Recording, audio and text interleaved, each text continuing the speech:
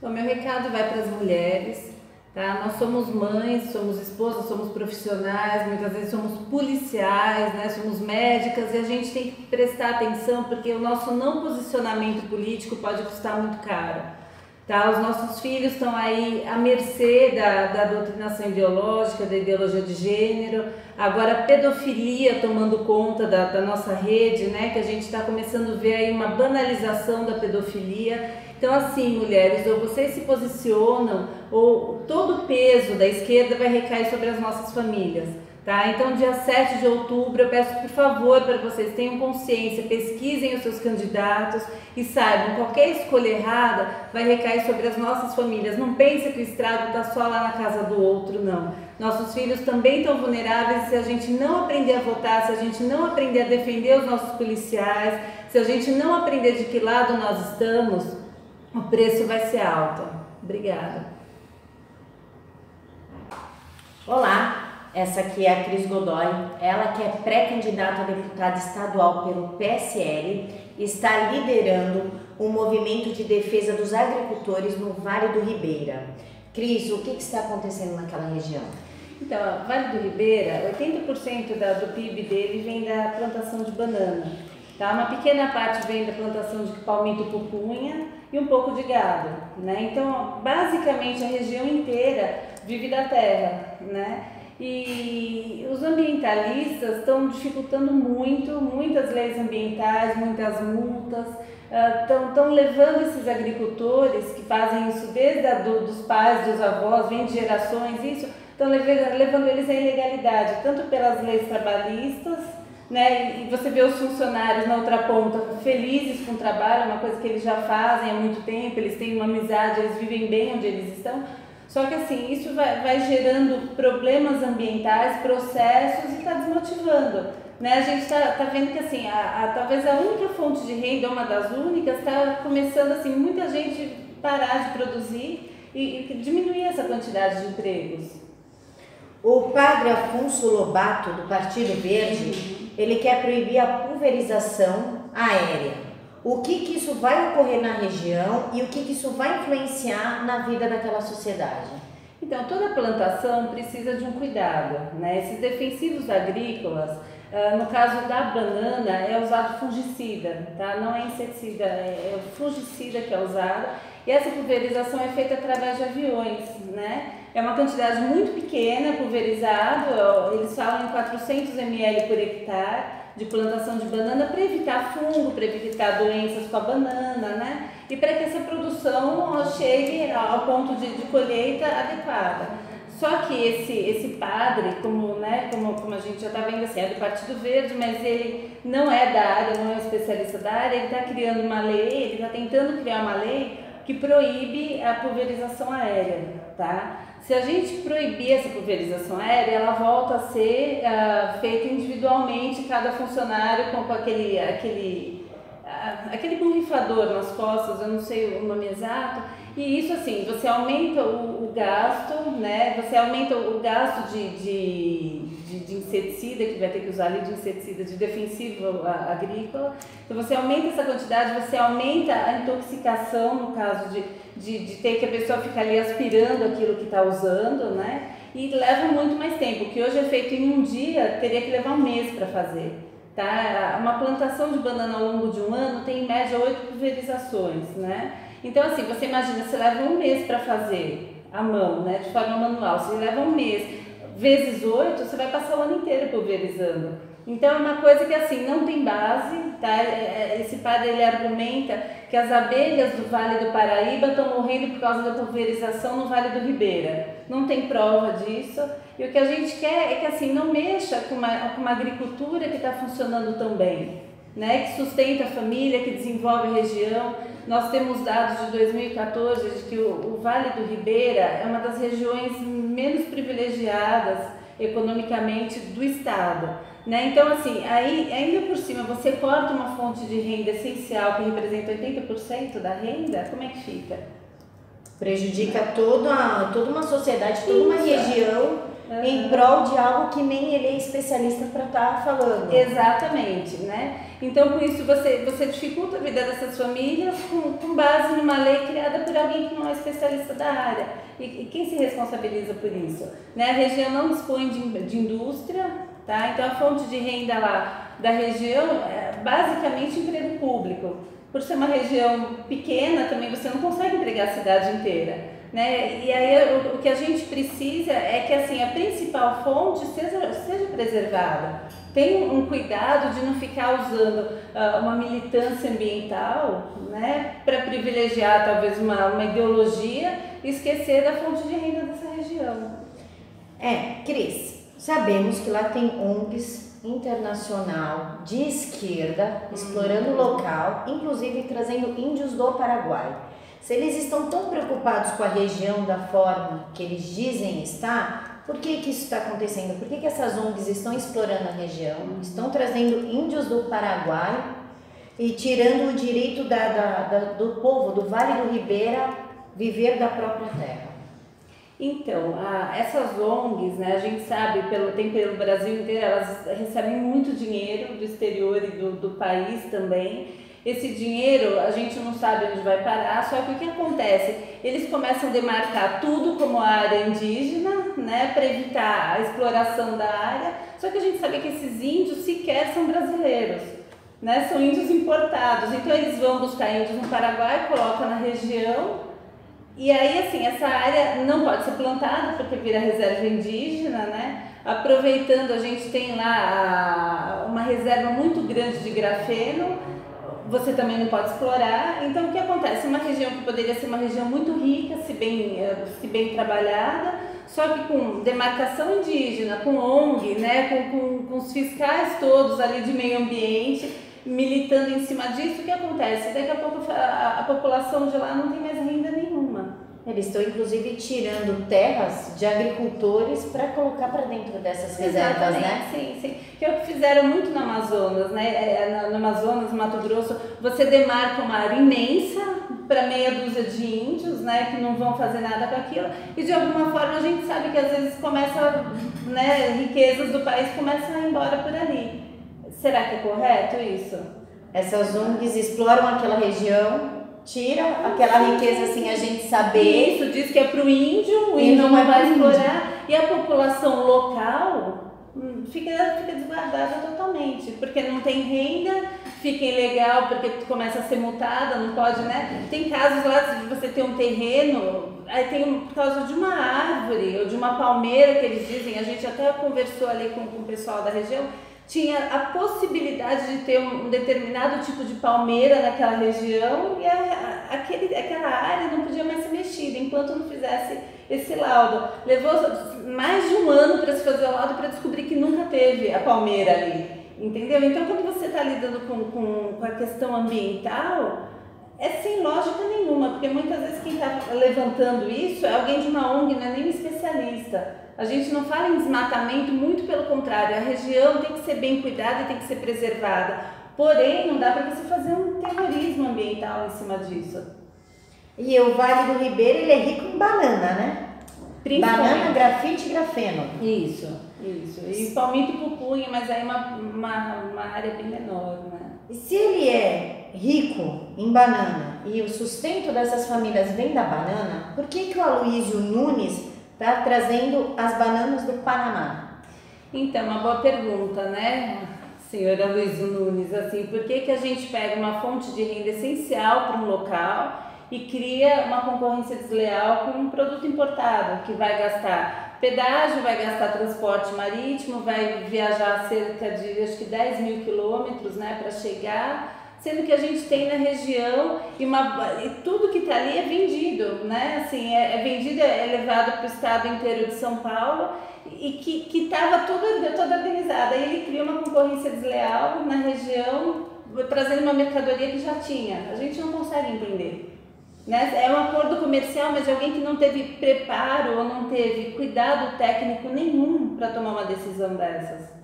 Essas pessoas falam muito do fungicida e do defensivo agrícola nos alimentos, em cima da banana, tudo. Mas para trazer uma banana do Panamá, Essa banana precisa vir com muito mais fungicida e com muito mais defensivo agrícola. Exatamente. Por que as pessoas se preocupam então em atacar os agricultores da região do Vale do Ribeira e não se preocupam em atacar essa importação de banana para o Brasil? Então, uma boa pergunta, né?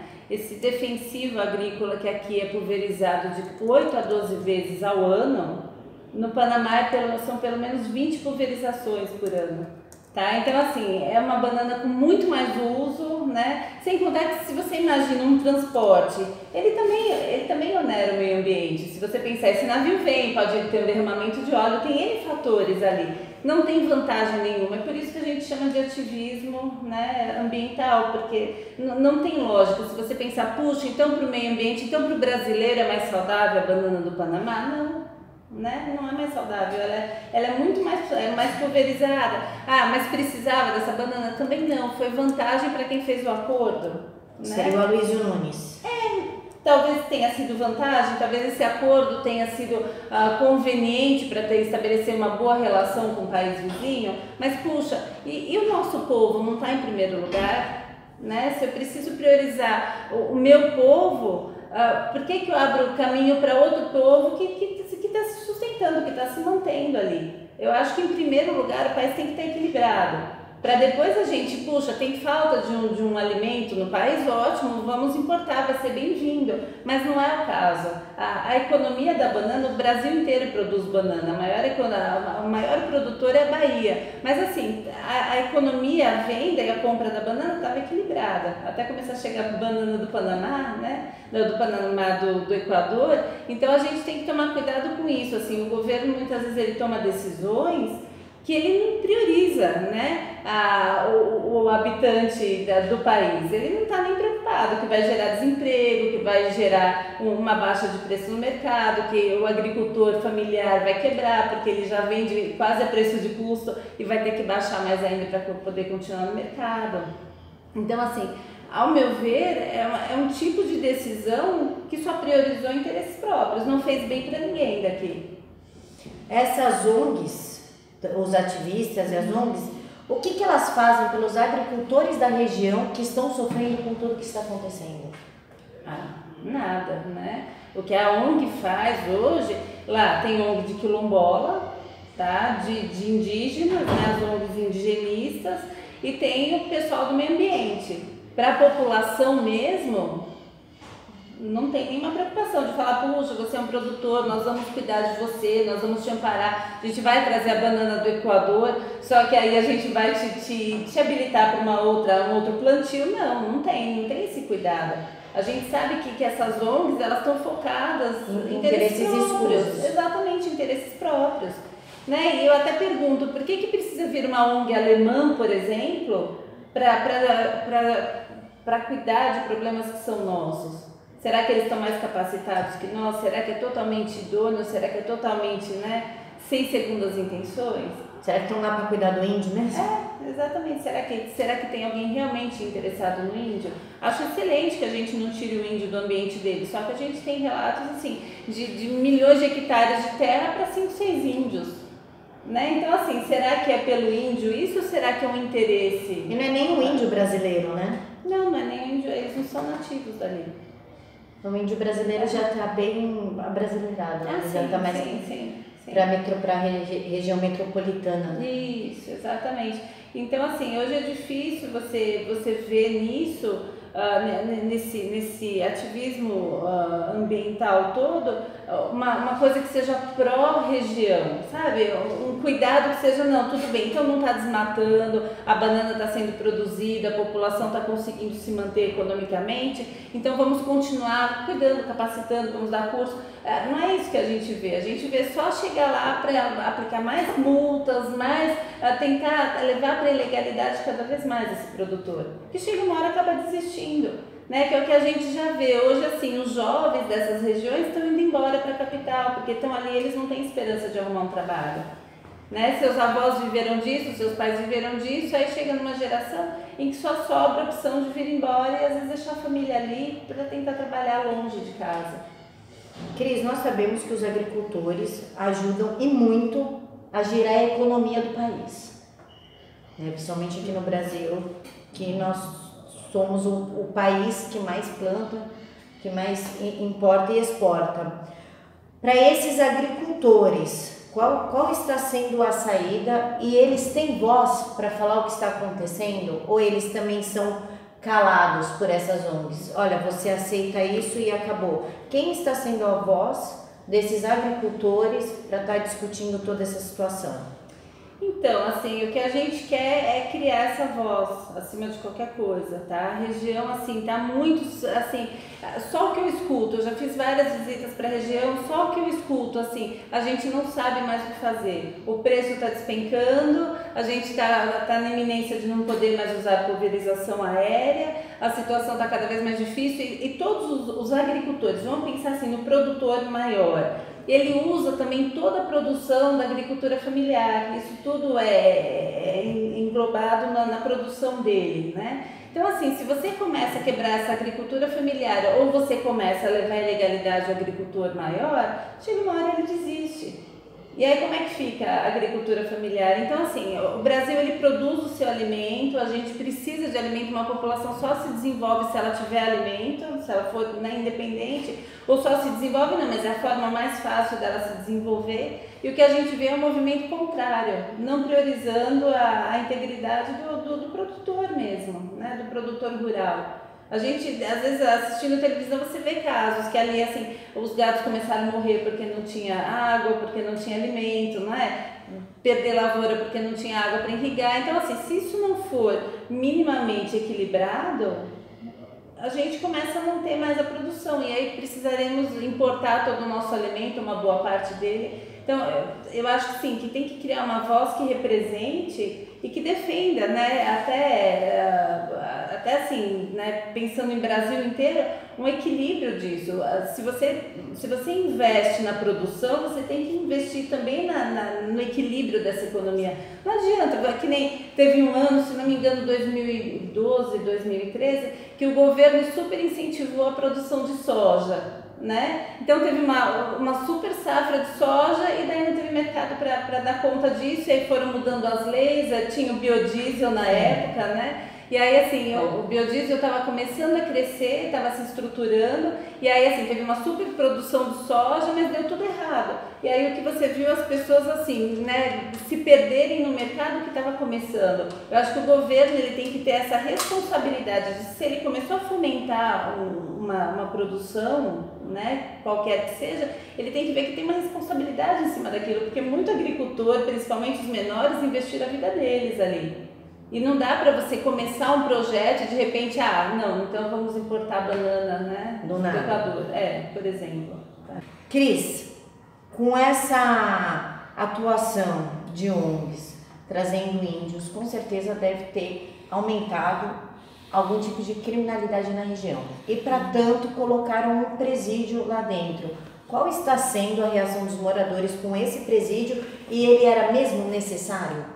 Então, é um presídio de grego, né? A região tem uma criminalidade relativamente baixa, até porque a população não é muito grande, mas o que acontece, assim, estão ganhando agora no mês de agosto um presídio para quase 1.000 detentos, né? E isso a gente sabe que na região traz toda uma desorganização e um caminho mais rápido para o crime, tá? Porque em geral, quando você coloca um presídio numa cidade pacata do interior, o que acontece ali? O familiar vai visitar, começa a morar ali, porque tem, sei lá, 3 horas de São Paulo, você começa a ter uma favelização da região, a tendência do tráfico é aumentar, a criminalidade, a tendência de resgate de presos. Então, assim, uma região relativamente pacata ganha um presente desses e começa a gerar problemas que a região não tinha ainda. Né? A gente sabe que se um presídio é para quase 1.000 presos, a gente sabe que a tendência disso é aumentar, dificilmente fica no número base. E isso é uma tendência que o governo de São Paulo tem feito, né, ao longo dos anos dele de governo, de descentralizar esses presídios. Só que o que acontece?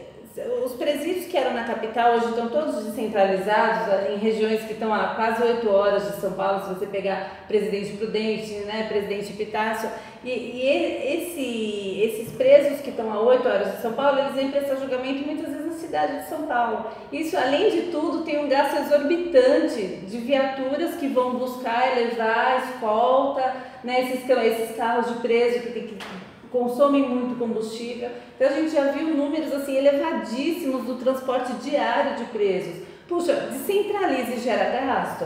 Alguma coisa está errada, né? Será que não era mais inteligente fazer essas audiências todas por videoconferência? Né? Porque a gente está pagando isso. E o risco também desses policiais militares que fazem essa escolta, que atendem, eu conheço e converso com esses policiais, né, que fazem essa escolta sob risco de um resgate onde pode morrer todo mundo. Né? E aí a gente percebe que assim, não tem nenhuma logística com uma intenção de melhorar, só piora, porque a família do preso está lá, você pode pôr a 10 horas que a família vai do mesmo jeito. Não é descentralizando que você diminui ou que você isola eles, muito pelo contrário, só traz problemas para a região. Cris, as ONGs agindo nessa região, importação de banana, tirando o direito do nosso agricultor, presídio na região, tem a ver com a agenda de 2030? Então, a gente já está sentindo peso, né? O Dória assinou há pouco tempo, né, antes dele sair, a aprovação dessa agenda de 2030 e ela age em todas as áreas da sociedade, tá? Principalmente nas áreas de terra, né? Na questão da agricultura familiar, da igualdade de renda, ou seja, todas as pautas globalistas de esquerda estão todas lá, né? Então, todas lá, e se você entrar no site da ONU, você vai achar a agenda de 2030, mas não se contenta com os 17 tópicos que tem ali. Abre cada um deles e dá uma lida, né? E dá uma lida de forma mais crítica. Então, a gente percebe que já está iniciando. É a dificuldade do plantio, a proibição dos usos de defensivos agrícolas, é a descentralização da agricultura, então não pode ser o grande produtor, tem que ser tudo agricultura familiar, e que é toda consequência assim, da agenda de 2030, que vai se intensificar, já chama 2030 porque a gente tem aí 12 anos para implantar ela de fato, e rezem para que não seja implantada, porque vai piorar para todo mundo. Né? Não tem nada do que o comunismo não almeje ali naquela agenda. Né? Então é isso que a gente tem que tomar cuidado, porque a gente percebe já o reflexo dessa agenda piorando o dia a dia de pessoas que estavam com as suas vidas organizadas, que estavam funcionando direitinho, eles vêm palpitar em áreas que não são deles.